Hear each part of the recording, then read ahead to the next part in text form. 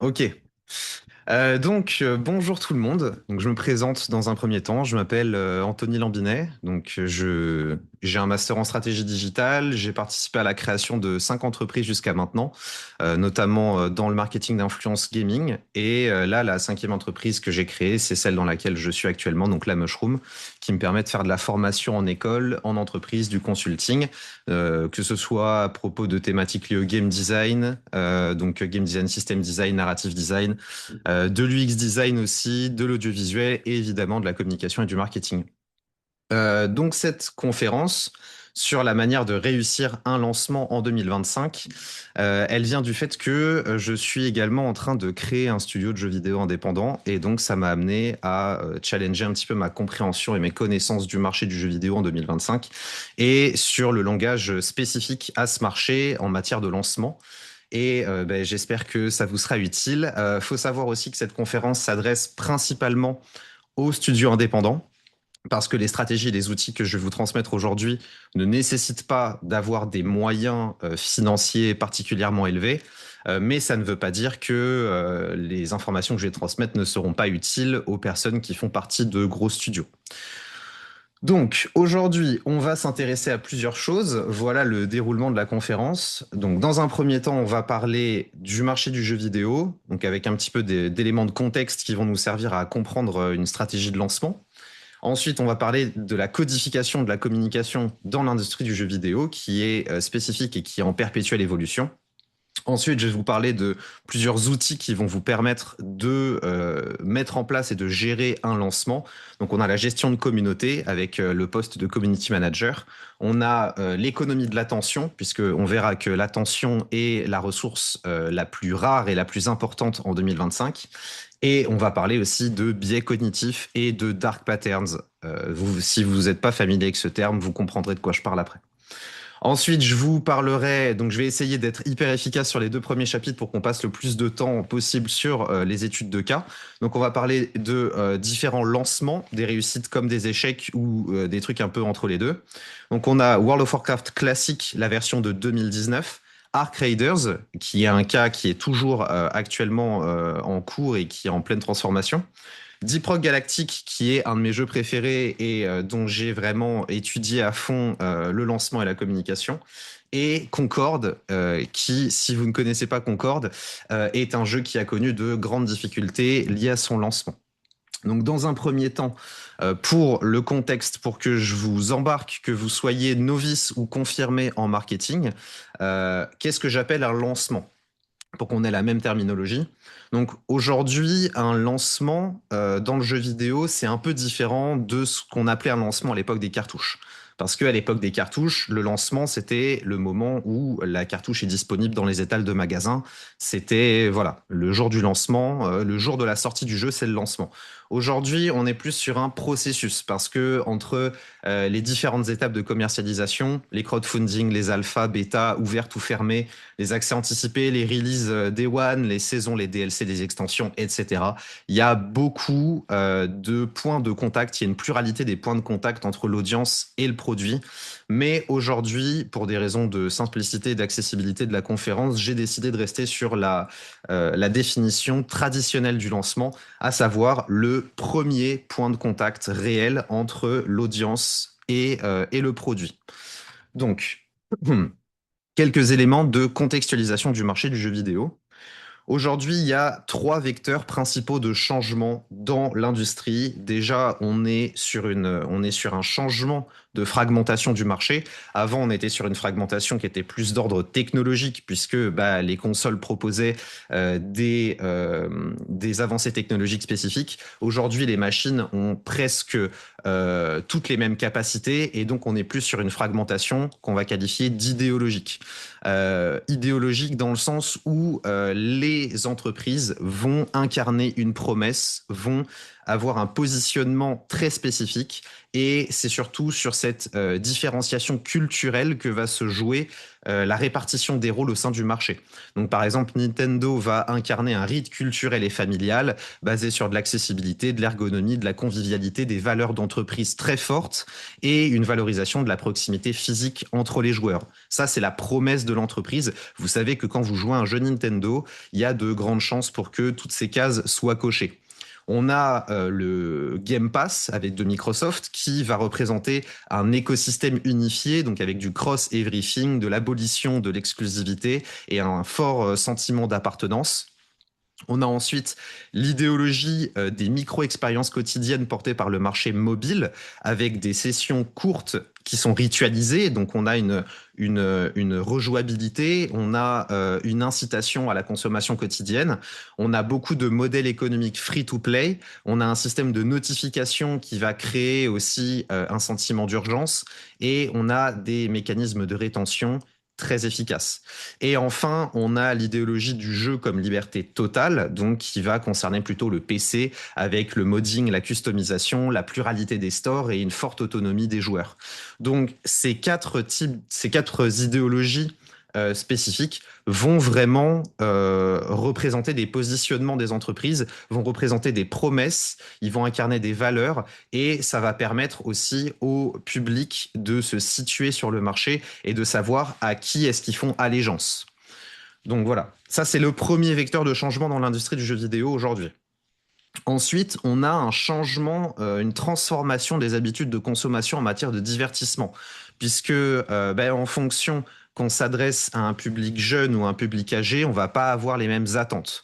Il y a un truc aussi important, j'ai sauté une étape, mais depuis la période du Covid, il y a eu une explosion dans le nombre de personnes qui consomment du jeu vidéo. Il y a eu une intensification de la consommation du divertissement d'une manière générale et il y a eu une intensification, il y a plus de place qui est accordée au divertissement, surtout numérique, dans le quotidien des gens. Et donc voilà, donc j'ai trouvé une stat par exemple de Dev Community, donc un espace d'échange entre développeurs et créateurs de programmes et de jeux vidéo. Et il y aurait 4 milliards de joueurs qui sont recensés en 2025. Donc la problématique aujourd'hui, elle n'est plus qu'il n'y a pas assez de gens pour jouer au jeu. La problématique, on la verra plus tard, juste après, mais c'est la saturation du marché. Au niveau des entrées, du nombre d'entrées sur le marché, mais aussi au niveau de la place du slot mental occupé par le jeu vidéo dans la vie des utilisateurs. Mais donc, la transformation des habitudes de consommation en matière de divertissement est réelle et en fonction de si on s'adresse à un public jeune ou à un public âgé, on va pas s'adresser de la même manière aux utilisateurs, on va pas porter la même promesse parce qu'ils n'ont pas les mêmes attentes, ils n'ont pas les mêmes besoins. Le public jeune va rechercher plus de la flexibilité et des fonctionnalités sociales. Les jeunes se servent, je dis les jeunes, on va dire les 14-18 ans, se servent du jeu vidéo plus comme un hub social. Le jeu vidéo est un support à l'expérience sociale, là où les joueurs plus âgés, en général, évidemment, recherchent plutôt de la stimulation cognitive, de la détente, de la praticité, donc de l'accessibilité, et une expérience plus individuelle que les publics plus jeunes. Donc c'est hyper important de bien comprendre les différentes attentes des consommateurs, des joueurs, parce que c'est en comprenant les attentes des joueurs qu'on va pouvoir designer un produit, un jeu qui va répondre à ces attentes. Ok. Et enfin, dans le troisième vecteur de changement du marché du jeu vidéo, c'est la saturation du marché. Puisque, comme vous pouvez le voir sur le graphe que je vous présente, qui est sorti très récemment, et aujourd'hui, c'est plus de 19 000 jeux qui ont été publiés sur Steam. L'année dernière, on était autour des 15 000. L'année d'avant, on était sur 11 000. Donc, vous voyez que la saturation, elle est croissante et ça va pas aller en s'améliorant avec la démocratisation de l'IA. Donc, ça veut pas dire que c'est 19 000 bons jeux. Ça veut simplement dire que si vous sortez un jeu sur Steam aujourd'hui, vous allez être en concurrence, pas forcément directe, mais vous allez être en concurrence avec ces 19 000 autres jeux qui vont tous tenter d'occuper un slot mental dans l'esprit des consommateurs de jeux vidéo. Un autre point important, c'est de comprendre la manière dont la communication dans le jeu vidéo Ça s'articule aujourd'hui en comparaison avec ce qui se faisait dans les années 80 à 2010, puisque avant, par le passé, naguère, jadis, le seul moyen d'obtenir des informations sur le jeu vidéo, c'était de passer par la presse spécialisée, qui était constituée de quelques magazines, comme Jeux vidéo magazine par exemple, ou par les quelques conventions qui existaient, comme l'E3. Donc ça veut dire qu'il y avait l'information, elle était catalysée par quelques acteurs, une poignée d'acteurs qui représentaient la vérité absolue en matière de jeux vidéo. Et c'était très compliqué de trouver des contre-avis, des contre-arguments, puisque c'était le seul vecteur officiel d'information dont on disposait. Aujourd'hui, c'est l'inverse. On a un éclatement des sources, on a une pluralité de voix qui s'élèvent. Et là où c'était compliqué de trouver un contre-avis par le passé, aujourd'hui, c'est trouver un consensus qui devient un défi, puisque tout le monde va porter sa vision d'une news, tout le monde va porter ses valeurs communautaires. Et donc, ça fait qu'aujourd'hui, c'est les algorithmes qui sont les nouveaux curateurs de contenu, parce que c'est pas parce qu'il y a un créateur de contenu qui publie quelque chose sur Internet que vous allez forcément y être confronté. C'est les algorithmes qui vont décider de votre réalité, parce que c'est eux qui vont déterminer en fonction de vos préférences de contenu ce que vous allez être plus propice d'apprécier ou non. Et donc, ça fait que vous avez ces algorithmes qui vont décider finalement de votre vérité en termes de jeux vidéo, dans votre timeline. Parce que si jamais, par exemple, vous jouez à Call of Duty et vous êtes confronté que à des streamers ou des créateurs de contenu qui sont sponsorisés par Activision, qui font l'apologie de Call of Duty, et ben votre avis va fondamentalement être influencé positivement. Alors que si vous êtes exclusivement tourné vers des streamers ou des créateurs de contenu qui sont plus critiques envers Call of Duty, bah, le narratif du jeu va changer pour vous, puisque le message qui va être porté par l'entreprise avec ce jeu-là va être altéré, va être transformé, va être détourné par le créateur de contenu pour formuler un avis négatif. Donc vraiment, aujourd'hui, c'est beaucoup plus compliqué pour les entreprises de contrôler le narratif, de contrôler la manière dont le message va être perçu par le joueur, parce qu'il y a tout un tas de filtres qui vont se mettre entre l'émetteur et le récepteur. Donc c'est hyper important de comprendre aussi à la fois les parcours de découverte des joueurs qui évoluent grandement avec le temps. Avant, on voyait le jeu à l'E3 et il y avait qu'une poignée de sorties par an. Et donc on savait que ce jeu-là allait être le banger de l'année auquel tout le monde allait jouer, dont tout le monde allait parler. Aujourd'hui, il y a tellement de jeux qui sortent, il y a tellement de vecteurs d'information, il y a une saturation complète d'informations dans notre quotidien. Et donc ça fait qu'aujourd'hui, il y a des jeux dont on n'entend pas parler, qui sont pourtant d'excellents jeux, mais c'est parce que ils n'ont pas choisi, ils n'ont pas mis en place de stratégie de commercialisation, de stratégie de communication suffisamment efficace. Ils n'ont pas trouvé leur public, ou ils n'ont pas trouvé la manière de s'adresser à eux de manière efficace. Et c'est malheureusement ça qui sépare un jeu qui est une réussite commerciale et qui va créer de la mémorisation, de la rétention, de la fidélisation, d'un jeu qui va, aussi bon soit-il, tomber dans l'oubli. Donc voilà. Alors, quand on met en place une stratégie de communication, il y a tout un tas de questions qu'il faut se poser. Je vous disais que je viens de la stratégie digitale. Le mot stratégie, il n'est pas là pour rien, parce qu'il va falloir réfléchir intensément à énormément d'informations.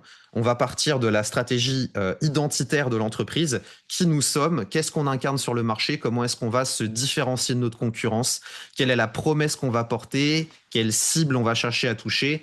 Et à partir du moment où on a répondu à toutes ces questions-là, donc qui vont représenter la stratégie identitaire et la stratégie produit, on va se poser les questions de la stratégie de communication, à savoir qu'est-ce que je transmets. Donc ça, c'est le quoi.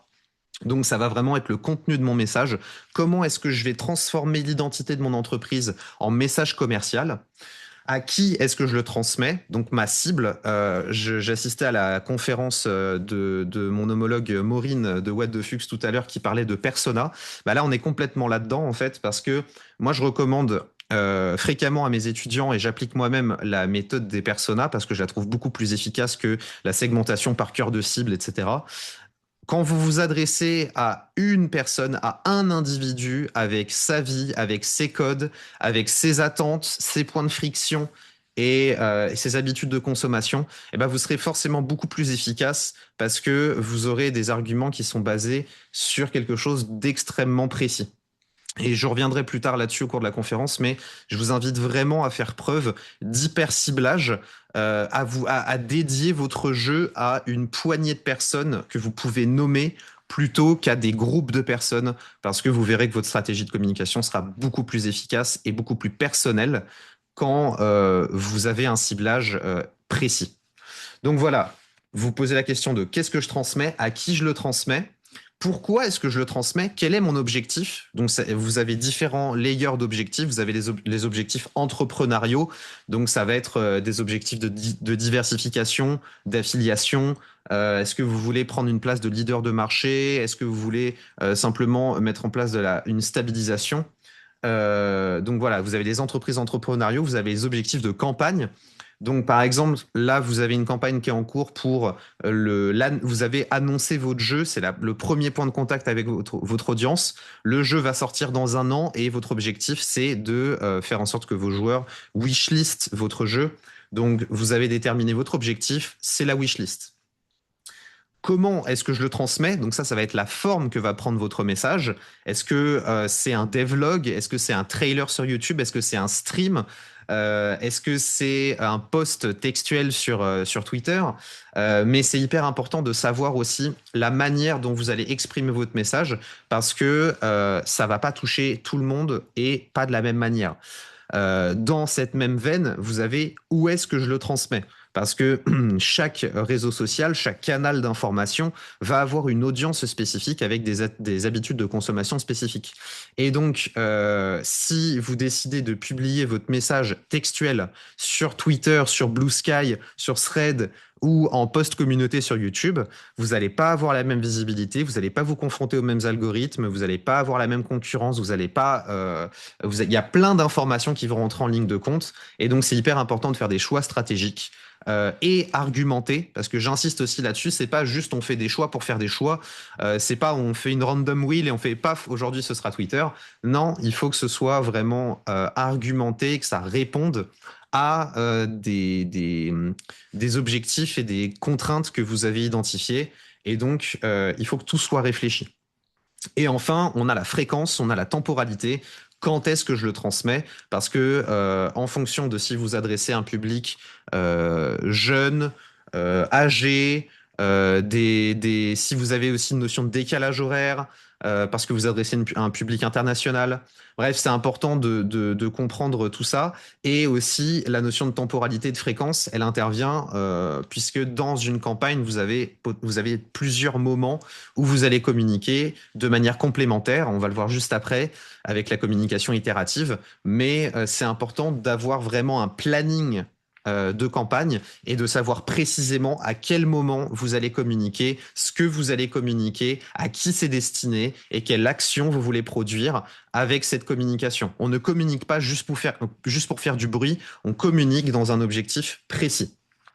Si vous répondez à toutes ces questions, si vous avez une bonne stratégie entrepreneuriale qui commence avec le business model, une bonne stratégie produit et une bonne stratégie de communication, techniquement, vous devriez réussir à créer de l'engagement et de la viralité organique.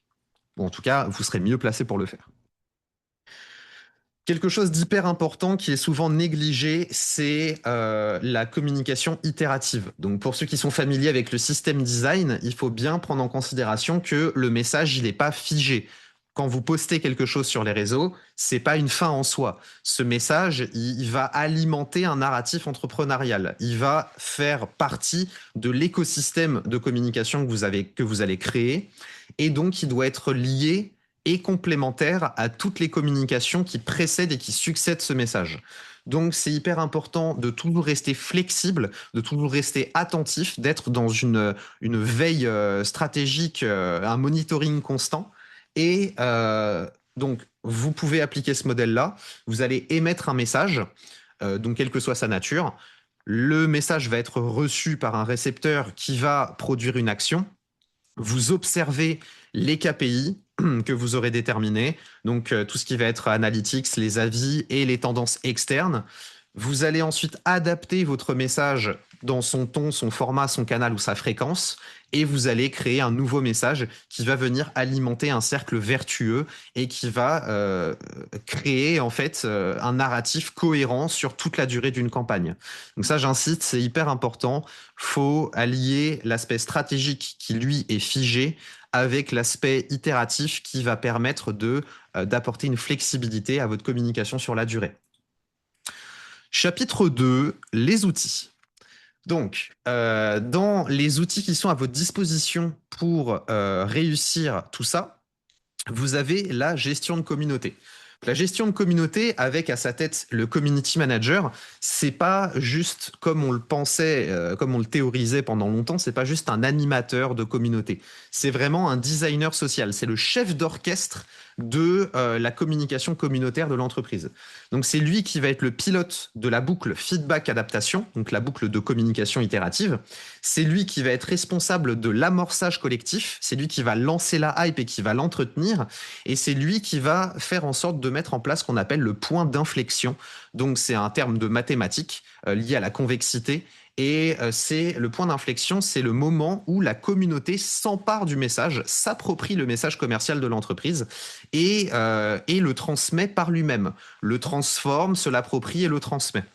Donc c'est une condition nécessaire, essentielle à la viralité, puisque vous voulez que la communauté que vous allez toucher s'empare de votre message, puisse y injecter une part de son identité et le transmette de manière organique par la suite. Et donc voilà, le CM, c'est lui qui fait tout ça, mais en plus de la création de viralité, il va être là pour protéger et pour incarner le storytelling de l'entreprise. Donc c'est lui qui est en charge de la cohérence narrative de l'entreprise sur toute la durée de la campagne, puisque c'est lui qui va faire en sorte que s'il détecte un moment une déformation du message, un détournement du message, c'est lui qui est censé recadrer l'intérêt de la communauté sur le narratif de l'entreprise et un petit peu faire en sorte que on rigole avec l'entreprise et pas aux dépens de l'entreprise, si vous me permettez la métaphore. Tout ça, cette création de hype, ce maintien de l'engagement, cette rétention, cette transformation des membres de communauté en ambassadeurs, elle a pour objectif à la fois de créer de la visibilité et de capter de l'attention et de la maintenir, puisque aujourd'hui, comme je vous le disais un peu plus tôt, l'attention, c'est vraiment la ressource la plus rare et on a vraiment beaucoup de problèmes, je dis on en tant qu'entreprise, à capter l'attention de nos clients. Et ça vient d'un truc tout simple, c'est qu'aujourd'hui, le jeu vidéo, il est plus en concurrence seulement avec lui-même, mais il est en concurrence avec toutes les autres formes de divertissement. Aujourd'hui, un jeu, il va être en concurrence avec TikTok, Netflix, Twitter et tous les autres médiums de VOD, de réseaux sociaux et consorts. Donc aujourd'hui, ce qu'on cherche à faire, c'est vraiment réussir à obtenir un slot mental chez les consommateurs. On essaye de ritualiser la consommation de notre jeu.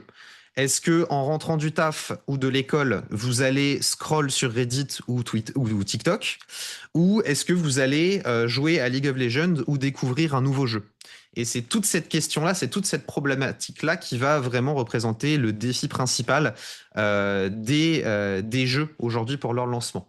Comment est-ce que vous allez réussir à vous approprier un moment spécifique de la vie des joueurs? Et est-ce que c'est réaliste, par exemple, de faire un jeu qui va nécessiter 4 heures de jeu quotidien en 2025?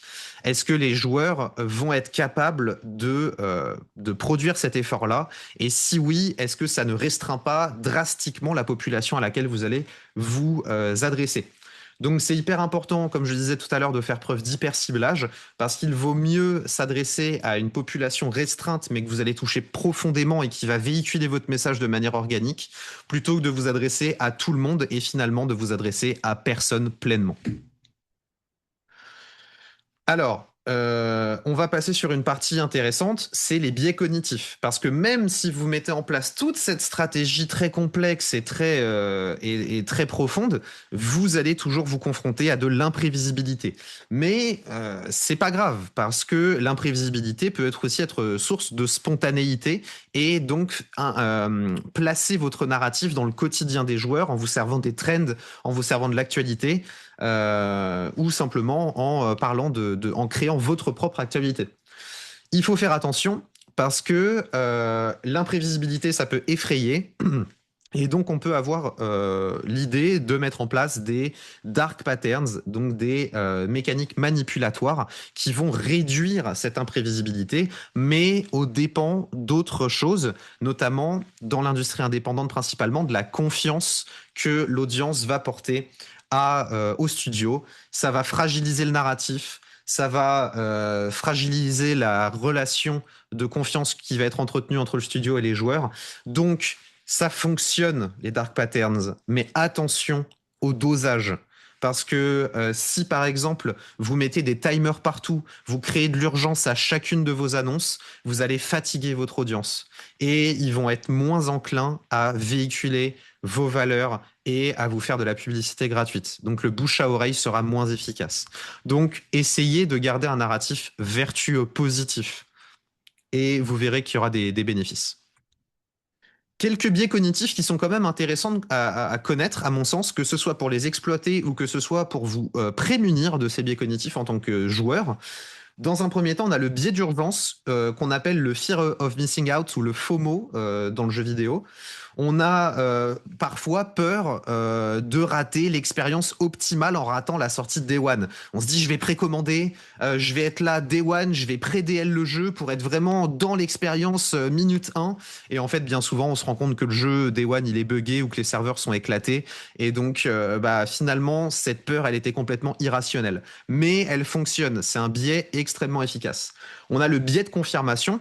Donc par exemple, je suis convaincu que Monster Hunter Wilds est mal optimisé. J'ai vu partout sur Reddit que le jeu est une catastrophe de performance et vu que c'est mon expérience, je vais m'enfouir voilà dans ce narratif-là en négligeant complètement les milliers de personnes pour qui ça fonctionne bien. Je suis pas en train de défendre un MH Wilds parce qu'il y a des problèmes de performance, c'est véridique, mais ce que je veux dire par là, c'est que j'ai une idée, vécu une expérience et dans les chambres d'écho dans lesquelles je vais être, notamment Reddit, les gens partagent cette expérience-là, donc c'est vrai. Voilà, on remet pas en question ça. Ça confirme ce qu'on pensait initialement. Ensuite, on a l'heuristique de disponibilité. Donc, par exemple, ces 6 derniers mois, j'ai joué à 3 jeux free-to-play qui proposaient tous un Battle Pass. Et donc, j'en conclus spontanément que tous les jeux free-to-play proposent désormais un Battle Pass, que le Battle Pass est indissociable du modèle du free-to-play. Parce que ce sont les exemples les plus frais, ce sont les exemples disponibles dans ma mémoire. Donc, je vais me dire, c'est sûr. Mon expérience étant basée là-dessus, c'est sûr que de toute manière, tout le monde fait comme ça et que tout est comme ça. Et enfin, on a le biais d'aversion à la perte. Donc, étant un grand joueur de bêta, étant un grand bêta-testeur depuis longtemps, je suis très affecté par ça. On a cette sensation de j'adore un perso pendant la bêta. Le perso est nerf ou rework pendant la bêta et il est complètement différent à la final release. Bon, bah, ils ont détruit mon perso, j'ai plus aucun intérêt à jouer. Même si l'équilibrage du jeu en final release est objectivement meilleur, hein. J'ai été dépossédé de quelque chose qui m'affecte personnellement et donc mon affect, mon émotion submerge toute la partie rationnelle en fait qui pourrait faire que je reconnais la valeur du jeu. Donc tout ça, ce sont des distorsions basées sur l'émotion et c'est absolument imprévisible. Mais en les connaissant, vous pouvez les anticiper du mieux possible et essayer de prévenir certains comportements. Mais il faut partir du principe que si ça tourne mal, si une campagne ne se déroule pas comme prévu, c'est parce que vous n'avez pas fait preuve de suffisamment de flexibilité et dans l'adversité, on peut toujours se retourner et exploiter ce qui se passe à notre avantage. Ça demande simplement du recul, une prise de conscience et aussi une proactivité. Ok, Il me reste à peu près 20 minutes. Je vais essayer d'être efficace. Donc, j'aimerais vous parler de 4 jeux. Donc, ces 4 jeux, comme je vous l'ai dit, c'est World of Warcraft classique de 2019, Deep Rock Galactic, Arc Raiders et Concorde. Donc, pour la petite introduction à l'étude de cas, je les ai positionnés sur une matrice de positionnement qui a 2 axes. Donc, on a l'intensité émotionnelle, donc ça va être l'affect qui va être créé par le studio par le studio et par le jeu, par son produit, avec son audience, avec sa communauté. Et la clarté identitaire, c'est l'identification tout simplement du jeu. Est-ce que on comprend de quoi ça parle? Est-ce que l'USP est visible? Est-ce que les valeurs transmises par l'entreprise sont compréhensibles? Donc, World of Warcraft classique, on le verra après, mais en termes de positionnement, c'est hyper clair. Tout le monde connaît WoW. Il y avait une nostalgie qui était entretenue depuis 15 ans. Donc le point d'inflexion dont je vous ai parlé tout à l'heure, le moment où la communauté s'empare du narratif de l'entreprise, le point d'inflexion, il précédait le lancement. WoW, c'était un banger. Le lancement était irréprochable parce que le studio n'avait pas grand-chose à produire puisque les joueurs se sont emparés du truc. Deep Rock Galactic, donc forte intensité émotionnelle parce que il y a vraiment une culture qui s'est créée autour de DRG. Il y a une clarté identitaire qui est importante parce que le jeu est très identifiable dans son USP. On le verra juste après. Donc globalement, ça reste un succès indépendant, mais c'est vraiment un succès. Arc Raiders, qui est encore juvénile, a une forte intensité émotionnelle parce que les joueurs se sont emparés très tôt du jeu et de ce qu'il représentait et ont créé leur propre narratif. Mais par contre, en termes de clarté identitaire, on le verra, je l'ai mis un peu plus à gauche que les autres parce que il y a eu un revirement dans la game loop. En fait, le jeu est passé de PVE à PVPVE et il y a eu de l'écart dans dans la fréquence. En fait, il y a eu des trous dans la fréquence de communication et ça a fait que certains joueurs n'ont pas compris ce que c'était. Et ça a fait que entre la bêta et le lancement, il y a eu des pics et des chutes d'audience. Et enfin, Concorde qui a connu beaucoup de difficultés liées à son lancement, qui n'a pas réussi à trouver son public, qui n'a pas réussi à se différencier de sa concurrence et qui n'a tout simplement pas proposé, qui n'a pas tenu une promesse, qui n'avait pas de promesse en fait spécifique. Donc forcément, un jeu qui ne s'adresse à personne ne trouve pas son public. C'est logique. Donc dans un premier temps, WoW classique de 2019. Alors, il y a un peu plus de texte sur les slides, je suis désolé, mais il y a des couleurs. Donc, j'ai fait à chaque fois 2 slides par jeu. On a les points structurels favorables et défavorables, et ensuite on a les arguments liés à la lisibilité et à la stabilisation de l'audience. Donc, dans un premier temps, WoW, c'était un jeu qui était attendu, et c'est ça le plus gros argument par rapport à WoW. C'est un jeu dont la hype était entretenue depuis plus de 10 ans sur les serveurs privés. Tout le monde était là. We want classique, we want classique. Et c'était entretenu par les créateurs de contenu. Il y avait une effervescence perpétuelle autour du lore de World of Warcraft. Et on a eu un truc qui a mis un peu le feu aux poudres dans la communauté. Je l'ai mis en orange parce que ça aurait pu mal tourner, mais il se trouve pour le bien de Blizzard que la communauté s'est emparée de cette phrase de J. Allen Brack, qui était le game director de World of Warcraft. You think you do, but you don't. Vous pensez que vous voulez classique, mais vous avez oublié toute la quality of life qu'on a apportée au cours des différentes extensions. Et ça a été vécu comme un véritable défi par la communauté qui s'est dit « Ah ouais, t'es sûr de ça? Ok, bah sors classique et on va voir si c'est pas un succès. » Et il se trouve que ça a été un succès retentissant. Mais World of Warcraft classique a connu un lancement si détonnant parce que WoW était attendu. Ça ne se serait pas du tout passé de la même manière si ça avait été un autre MMO. Là, il y avait une banque, il y avait une réserve d'attention qui était préchargée. Donc les joueurs étaient sur les dents, ils attendaient le jeu. Donc finalement, Activision Blizzard n'a eu qu'à ouvrir des serveurs, qu'à permettre aux joueurs de jouer au jeu tel qu'il était à l'époque, sans le toucher, sans rien modifier. Et ça a fonctionné. Il y a aussi un truc qui était hyper intéressant, et qui était malin de la part de Blizzard, c'est qu'ils n'ont pas fait cohabiter 2 abonnements qui auraient pu être vecteurs de cannibalisation interne. Ils ont permis de la transversalité, puisque si vous aviez un abonnement retail, donc WoW, Mist of Pandaria, Légion, etc., donc les extensions, Si vous aviez un abonnement pour ce WoW-là, vous pouviez jouer à WoW classique. Donc ça a aussi permis d'utiliser à la fois les joueurs externes des serveurs privés et les anciens joueurs qui avaient arrêté, qui sont revenus, et ça permettait aussi d'exploiter les joueurs qui étaient sur retail et de les faire passer sur classique. Donc voilà, il y a eu des pour et des contre, mais globalement pour WoW classique, ils avaient juste à donner le jeu. Ils n'ont rien eu de plus à faire. En termes de positionnement, c'était un des vecteurs évidemment d'identification. C'est la lisibilité absolue du jeu. Tout le monde connaît WoW, même ceux qui n'y ont jamais joué. Vous savez que c'est un MMO. Vous voyez à peu près à quoi ressemble lui parce que vous y avez joué, vous avez vu quelqu'un y jouer, vous avez vu le jeu au JT de 20h quand vous étiez gamin en disant que les joueurs de MMO allaient tous devenir des tueurs en série. On se souvient des Meuporg. La boucle était identique à celle de 2024. Globalement, l'expérience était identique et c'est ça que les joueurs recherchaient. Donc la conversion a été extrêmement facile. Je speed parce que j'ai encore pas mal de trucs à dire. Donc voilà, globalement, WoW, le point d'inflexion précédait le lancement, donc ça a été très simple. Arc Raiders, c'est une autre histoire. Arc Raiders, il y a des avantages. Embark est un studio identifié, créé par des anciens de DICE. Globalement, tous ceux qui ont joué, entendu parler de The Finals, vous savez plus ou moins que c'est les anciens de Battlefield. Ils ont beaucoup parlé de la destruction des environnements qui était leur signature sur Battlefield. Ils ont un positionnement qui est original. Ils voulaient proposer un shooter PvE coop dans un univers rétro-futuriste. Donc c'était original au moment où ils ont pitché l'idée. Il y avait beaucoup d'anticipation parce qu'il y a eu énormément d'émules qui étaient créés avec les premiers trailers, donc il y a eu une attente qui était présente. Maintenant, les extraction shooters, les third-person shooters, les looter shooters, coop PvE et le segment de la science-fiction étaient saturés, donc c'était quand même une prise de risque. Il y avait aussi un manque d'identité immédiatement lisible parce que c'était joli, l'univers avait l'air sympa, mais à quoi est-ce qu'on joue?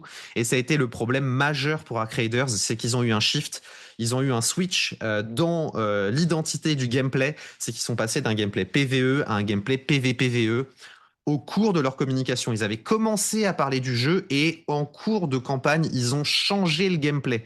Et ça, c'est non. Parce que les joueurs qui s'étaient posés, qui étaient séduits par la promesse initiale, ont vu la promesse du studio changer en cours de route. Et ça, c'est vraiment un vecteur d'abandon pour des joueurs. Donc voilà, donc on a eu un manque de cohérence, un manque de continuité dans le narratif marketing parce que le fil rouge a été sectionné. Et ça a empêché le crescendo hype, engagement, fidélisation de se créer avec des cycles répétés, puis de montée et de chute, et donc une attention instable.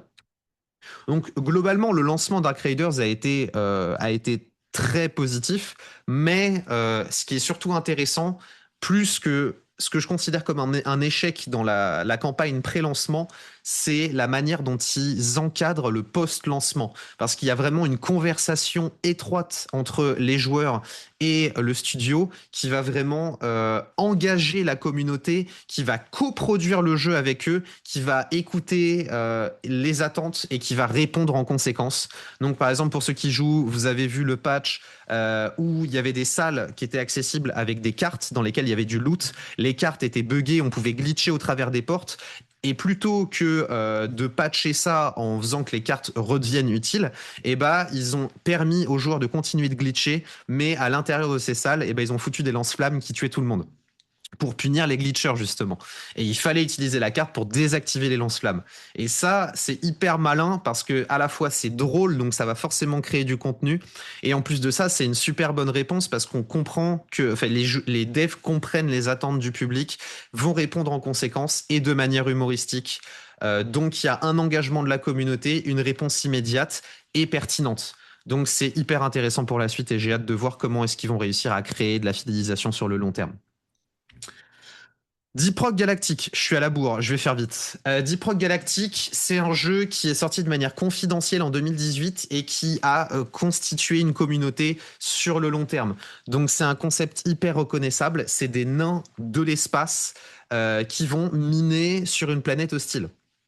Donc On a un studio indé qui est porté par Coffee Stain, qui bénéficie de la notoriété de Coffee Stain, qui est le créateur de God Simulator, Satisfactory et Sanctum.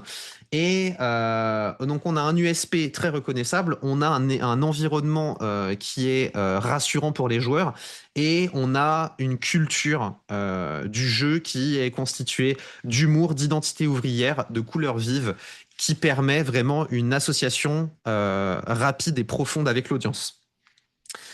Il y a cependant des risques, parce qu'à l'époque où Deep Rock Galactic est sorti, il y avait une forte compétitivité sur le segment de la coop PvE. Donc avec Vermintide 2, Payday 2, Alien Swarm, Helldiver, Killing Floor, Gauntlet et plein d'autres jeux PvE qui occupaient, comme je l'ai dit tout à l'heure, ce slot mental. J'ai un temps spécifique, un temps accordé à la coop PvE. À quoi est-ce que je vais dédier ce temps? Ce temps n'est pas extensible, ok? Et donc, il a fallu que Deep Rock occupe ce temps et réussisse à booter sa concurrence en dehors de ce slot qui est défini. Donc, ça a été hyper complexe. Et aussi, à l'époque, en 2018, le modèle de l'early access n'était pas vraiment démocratisé comme une voie de légitimité. Donc, le public pouvait douter de, OK, est-ce que c'est un scam ou pas, en fait? Mais, comme je le mets juste après, ils ont eu un early access qui était exemplaire et donc qui a vraiment permis de construire un narratif cohérent et de faire grandir la hype et l'attachement des joueurs au fil du temps. Puisque le jeu a connu son pic de joueurs en 2024, soit 6 ans après son lancement, et aujourd'hui a écoulé plusieurs millions de copies et un membre reconnu dans l'industrie du jeu vidéo indépendant. Donc ça passe par plusieurs choses, comme je l'ai dit, la loupe de base est ultra claire, l'USP est limpide, les joueurs comprennent tout de suite la promesse, est-ce que ça s'adresse à moi ou pas. Le ton, l'ambiance permet aussi de créer de l'affect et de s'identifier très facilement à l'univers du jeu. On a une vraie culture, alors je vais passer direct, on a une vraie culture du jeu qui s'est créée, puisque on a eu énormément de contenu divers et variés qui s'est créé autour du jeu. Les devs sont extrêmement proactifs sur Twitch et sur YouTube. Ils vont faire des dev streams pour parler des patchs. Ils vont jouer à d'autres jeux coop PvE du marché pour entretenir une concurrence saine avec les autres acteurs de indépendants. Il y a eu des clips musicaux qui sont encouragés par le studio. Il y a eu des amas, des Ask Me Everything, Ask Me Anything, pardon, sur Reddit. Il y a eu des collaborations commerciales, il y a eu du merch, il y a eu énormément de choses qui sont vraiment venues créer une culture, transcender le jeu, donner de la continuité à l'expérience de joueur en dehors du jeu et créer un véritable narratif, un attachement des membres de sa communauté pour le jeu, pour Ghost Ship Games, qui est le studio de Deep Rock, et pour tout ce qu'il représente dans l'industrie. Et enfin, on a Concorde. Concorde qui est un hero shooter PvP 5v5 qui a été lancé dans un marché très concurrentiel. Donc, il y avait des choses positives, hein. Par exemple, PlayStation a bien porté le projet, lui a fait bénéficier de visibilité. Donc, vraiment, le projet était un triple A en devenir. Le problème, c'est que le marché était extrêmement saturé. Le modèle économique de l'hero shooter premium en 2024 était complètement déconnecté avec sa réalité. Et les discussions social était le baromètre social était très faible. Personne n'attendait ce jeu en fait, concrètement. Et le studio n'a pas fait grand-chose pour motiver les gens à s'intéresser au jeu. Donc le problème, c'est que Concorde ne dispose pas de réserve nostalgique ni de différenciation forte et n'a pas réellement eu cette hype de triple A. C'était le banger de personne en fait, malgré son association avec Sony. Donc, il y a malheureusement eu beaucoup de choses qui n'allaient pas. Je vais faire la conclusion tout de suite, mais globalement, les difficultés que Concorde a rencontrées, elles n'étaient pas spécialement liées à son gameplay ou à son marketing. C'était vraiment son storytelling émotionnel qui a péché parce que le jeu n'a pas trouvé sa communauté. Il n'illustre aucune promesse claire et différenciante. Pourquoi est-ce que j'irais jouer à Concorde alors qu'Overwatch ou Valorant existent en fait? Qu'est-ce qu'il apporte de plus que ses concurrents? Et malheureusement, Concorde n'a jamais réussi à répondre à cette question.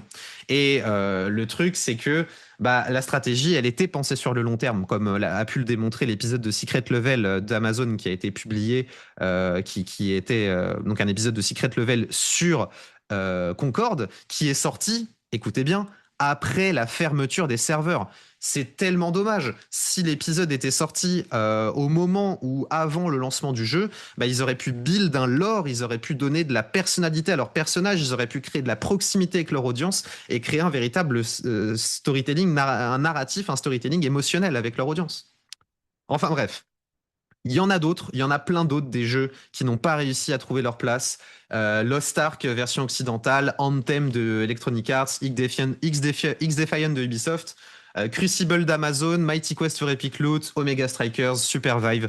Autant de jeux qui auraient pu trouver leur place, trouver un créneau dans l'industrie, mais qui malheureusement n'ont pas réussi à trouver leur audience, n'illustraient pas de promesses claires, ou tout simplement sont sortis au mauvais moment, enclavés entre deux concurrents comme Titanfall et qui n'ont voilà qui ont connu peut-être un succès en différé ou qui n'ont peut-être tout simplement pas connu le succès. Pour éviter de se confronter à cette situation-là, il faut faire en sorte vraiment de répondre à ces questionnements. Est-ce que mon produit répond à un besoin? Ok. Est-ce que je vais combler une attente? Est-ce que l'attente à laquelle je réponds est réelle ou est-ce qu'elle est juste imaginaire en fait? Est-ce que mon public existe? Est-ce que je m'adresse à quelqu'un concrètement? Et est-ce que j'ai les bons outils pour m'adresser à ce public? Est-ce que je comprends cette audience? Est-ce que je comprends ces codes? Et aussi, il faut réussir à avoir une communication flexible basée sur de la communication itérative. Il faut réussir à faire en sorte de capter l'attention de ma cible et de l'entretenir. C'est hyper important parce que il y a un avant, un pendant et un après lancement. Et il faut négliger aucune de ces parties.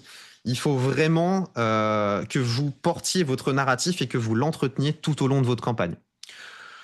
Voilà, et c'est uniquement en faisant tout ça que vous allez réussir à créer de la conversion, de l'engagement et de la fidélisation, et que vous allez réussir votre lancement en partant du besoin de votre cible, de ce qu'elle attend, et en sachant qui vous êtes, en sachant la promesse que vous portez, pour derrière produire un jeu qui sera joué, qui va trouver sa place dans le quotidien de vos joueurs.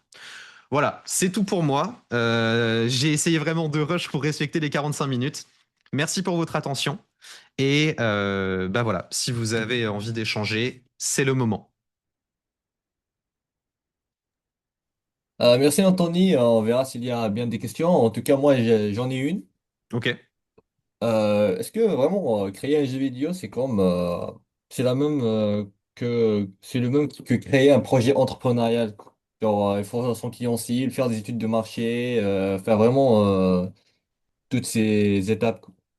Alors, ma réponse est évidemment oui. Comme j'ai essayé de le démontrer tout au long de cette conférence, c'est vraiment important parce que un jeu vidéo, c'est à la fois une démarche créative, c'est à la fois quelque chose qu'on peut rapprocher d'un art, mais c'est aussi un produit de consommation. Et négliger la partie marketing du jeu vidéo, c'est en fait se tirer une balle dans le pied. Si c'est un projet commercial, évidemment. Si c'est un projet purement expérimental, il y aura d'autres attentes, il y aura d'autres objectifs, mais même dans un projet expérimental, dans un projet purement artistique, on va chercher à toucher une audience. Parce que on peut parler on peut partir dans des débats philosophiques, mais est-ce que de l'art est de l'art s'il n'est vu par personne? Au même titre qu'un produit, est-ce que, bah, en fait, le produit, dans son essence, il a pour objectif d'être commercialisé. Et pour réussir la commercialisation d'un produit, il faut savoir qui on est, il faut avoir une stratégie entrepreneuriale, il faut savoir à qui on s'adresse, avoir une stratégie de communication, et il faut savoir ce qu'on promet, en fait, tout simplement. Donc, à mon sens, oui, c'est nécessaire d'avoir une stratégie bien ficelée, parce que même avec le meilleur jeu du monde, et honnêtement, si vous êtes féru de bêta-test et que vous allez chiner des petites démos sur Steam, etc., vous savez à quel point il y a des pépites sur Steam, mais c'est des jeux qui ne connaîtront jamais un succès commercial parce que c'est des gens qui négligent cette partie stratégique, justement. Voilà, j'espère avoir Effectivement, répondu à ta question. ouais, parfaitement. Parce qu'effectivement, il y a plein de gens qui ont des hypothèses dans leur tête. Après, en fait, ces hypothèses, ils doivent les confirmer le plus vite possible. Sinon, elles vont vraiment se perdre et perdre du temps. Mhm. Tout à fait. En fait, c'est hyper important d'être réaliste parce que si jamais on se base uniquement sur des sensations et sur ce qu'on pense être, bah, ça ne, on peut avoir un coup de bol, hein, ça arrive la chance, hein. Mais on va dire que en ayant une stratégie argumentée qu'on est capable de défendre, on a plus de chances de réussir à pénétrer ce marché de manière efficace et durable. Et c'est surtout si vous voulez créer une identité de marque, si vous voulez créer un studio fort et durable, sur cette notion de durabilité, eh ben, il faut avoir une stratégie entrepreneuriale.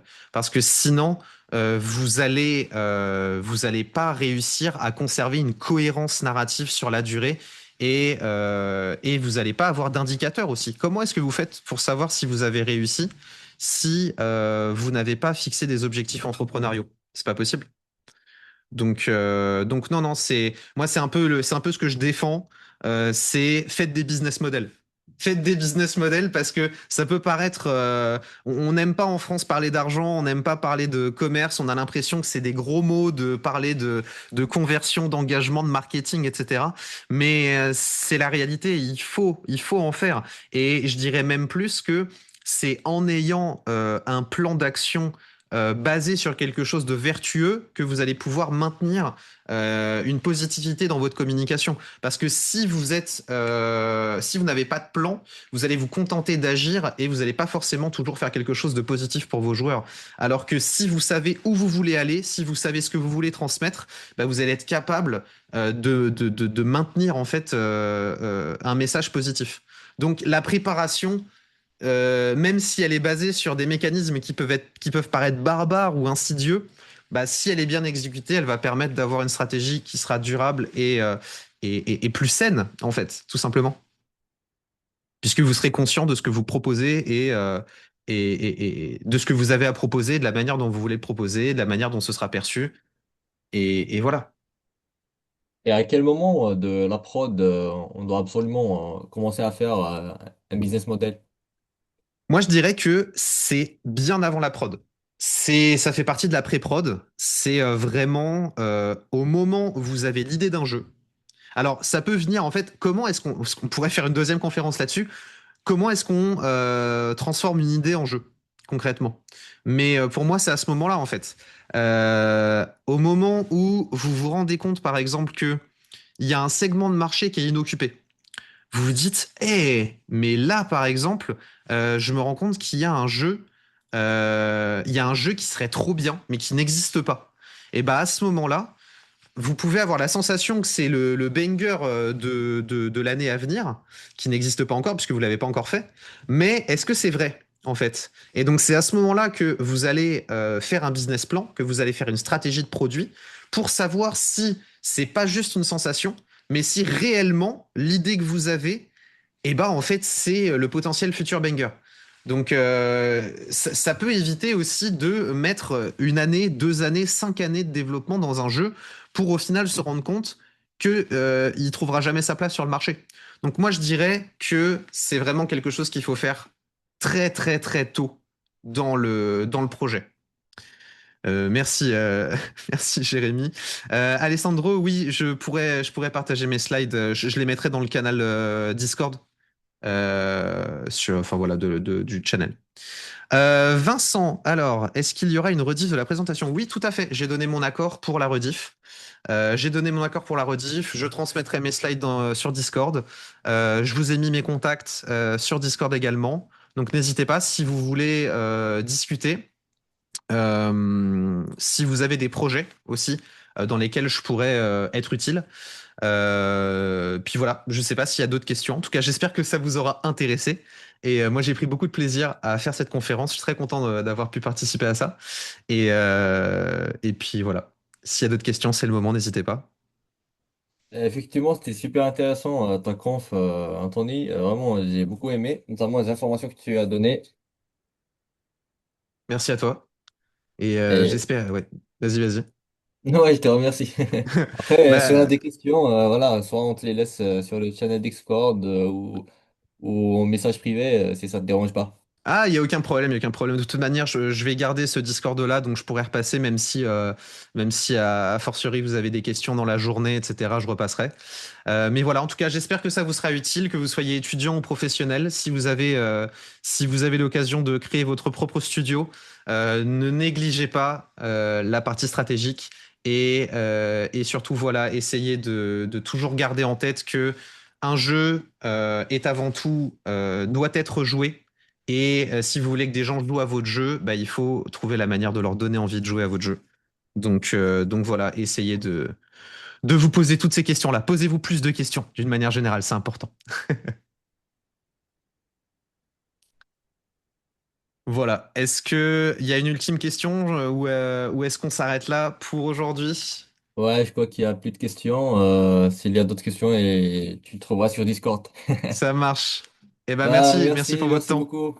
Merci. Allez, un plaisir. À la prochaine.